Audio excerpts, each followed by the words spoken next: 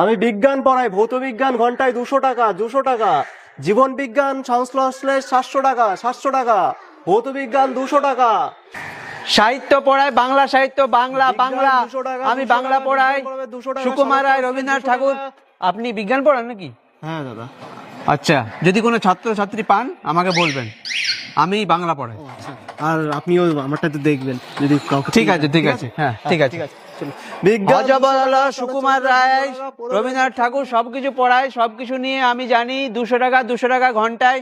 ও দাদা, ও দিদি, অঙ্ক পড়াবেন? অঙ্ক 200 টাকা করে অঙ্ক, অ্যালজেব্রা, জিওমেট্রি সব। পদ পরিবর্তন 10টা 40 টাকা, সমার্থক শব্দ 10টা 40 টাকা, কারক বিভক্তি শিখিয়ে দেবো 1টা 2টো, ব্যাস।